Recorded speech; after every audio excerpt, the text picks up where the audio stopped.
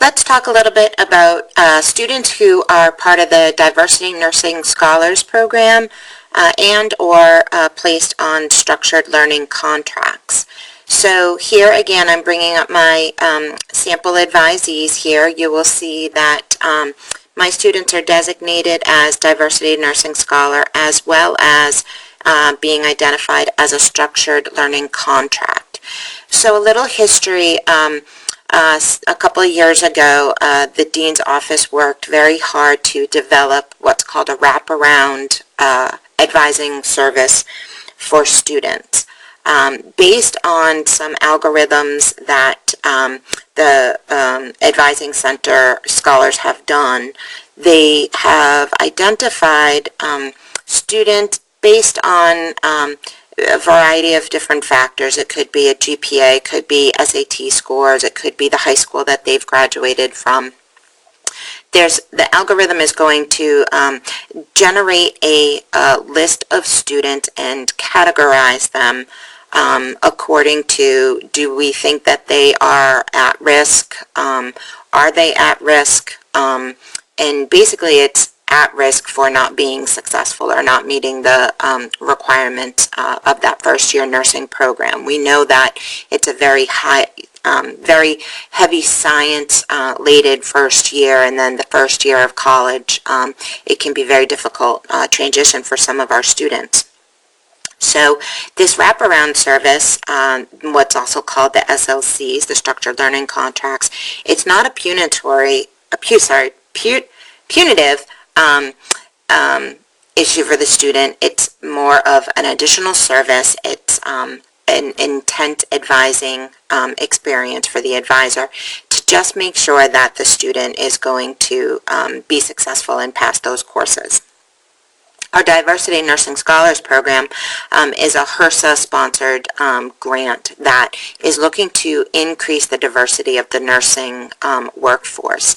And so I encourage you to read on the UMass Dartmouth website as well as on the college website all about the great work led by Dr. Barbara Weatherford, who was a former chair and faculty member in the College of Nursing. She has received this grant and has a very well-oiled machine service of some advisors, academic advisors that are also going to work closely with the students that we call DNS students.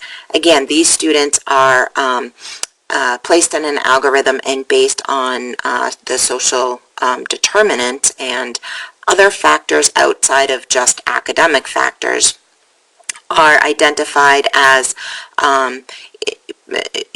being able to benefit from increased services such as study skills, how to manage time, how to balance academic with life responsibilities, how to maintain a job but still be successful in school, how to talk to your professors, how to interview, how to write a resume. All of these skills that they may not have received or have the role models in their home to be able to help them with. So these two programs augment one another, and oftentimes you may see a student be part of both. The DNS program will work closely with the Dean's Office to work the overlap, and they will be in constant contact with the academic advisor. So let's just talk a little bit about structured learning contracts. So I'm going to show you a document. This is a front page of a contract. It actually is a triplicate, has multiple forms, colored forms to it. But you will have your semester, the level of student being freshman, what courses they are going to be on a structured learning contract. And this is what the contract says. It is a contract between you and your student. They are saying that they will attend all their classes, they will be on time, they will be prepared, complete all assignments with quality. They are going to attend weekly tutoring sessions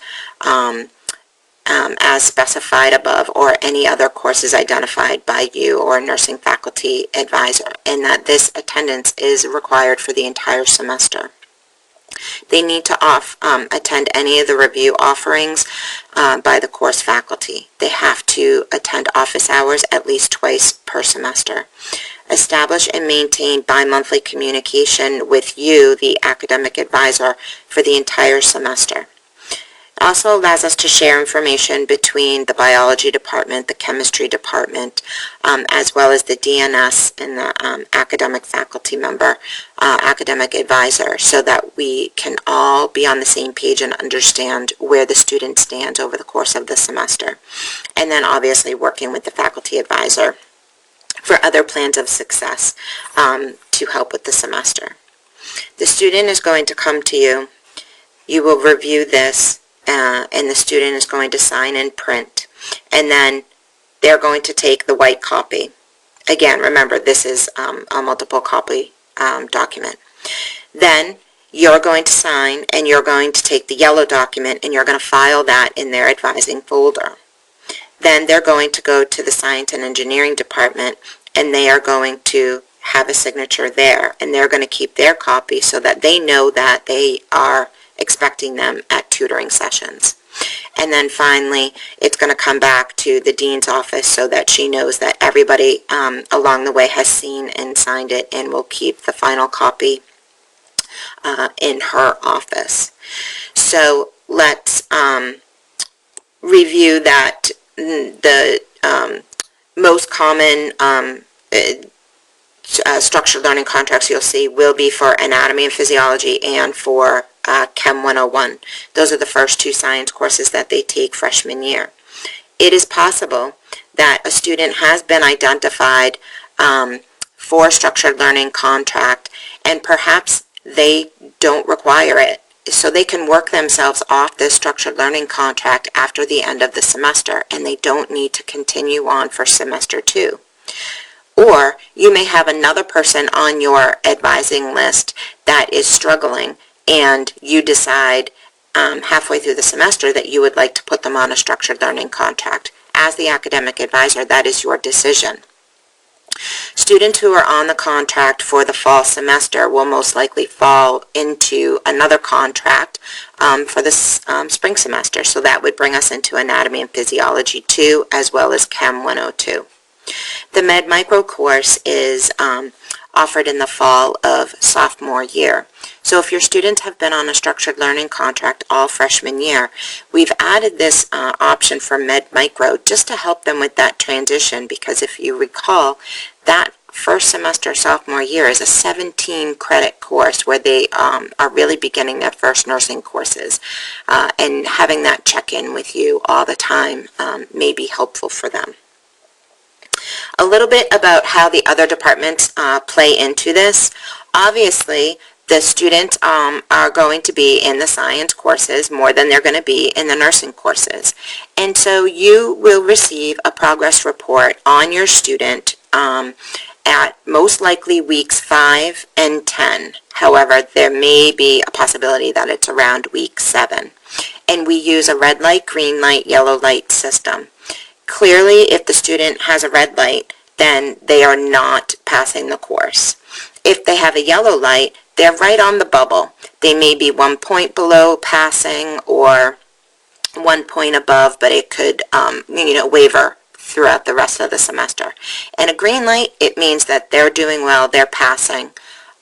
You'll also get a list of attendance at tutoring, so you can also see, are they going and getting their doing their tutoring sessions.